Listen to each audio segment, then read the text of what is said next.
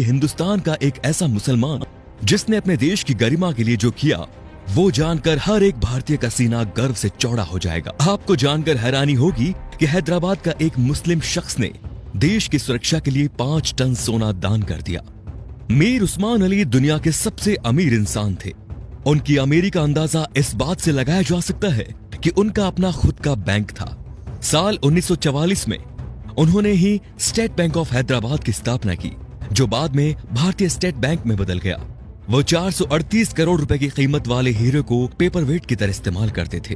मीर उस्मान अली के पास इतनी दौलत थी कि वो अंबानी जैसे सैकड़ों लोगों को खरीद सकते थे। उनके पास 236 अरब डॉलर के करीब संपत्ति थी। एक वक्त था जब दुनिया के सबसे अमीर इंसान थे मीर उस्मान। साल 1937 में टाइम्स मैगजीन ने उन्हें कवर पेज पर जगह दी। ये इतिहास में पहली बार था जब किसी भारतीय को आजादी से पहले ही नियर ऑफ द वर्ल्ड का रिकॉर्ड दे दिया गया। पूरी दुनिया के सबसे अमीर उस्मान अली ने एक वक्त इटली और इंग्लैंड से भी बड़ी रियासतों पर राज किया। वो हैदराबाद के नवाब महबूब अली खान के बेटे थे। आजादी से पहले तक वो हैदराबाद के निजाम रहे और फिर जनवरी 1950 को हैदराबाद के पहले राज्य प्रमुख बने। मीर उस्मान अली भारतीय इतिहास में सबसे ज्यादा दान देने वाले शख्स हैं। साल 1962 में भारत चीन युद्ध के वक्त मीर उस्मान ने भारतीय सरकार को 5 टन सोना दिया था, जो कि किसी भी शख्स द्वारा दिया गया अब तक का सबसे बड़ा दान है।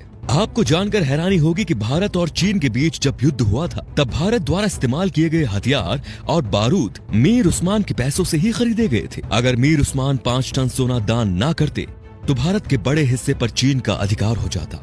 मीर उस्मान द्वारा दान किए गए सोने को लेने मौजूदा प्रधानमंत्री लाल बहादुर शास्त्री खुद हैदराबाद गए थे। ये भी जान लीजिए दोस्तों कि मीर उस्मान अली ने ही भारत के पहले हवाई अड्डे का निर्माण करवाया। उस्मानिया यूनिवर्सिटी हैदराबाद की स्थापना भी मीर उस्मान ने ही की थी, जो आज भारत की सबसे बड़ी यूनिवर्सिटीज में से एक है। उस्मान अली ने दान देते वक्त कभी किसी का मजहब नहीं पूछा।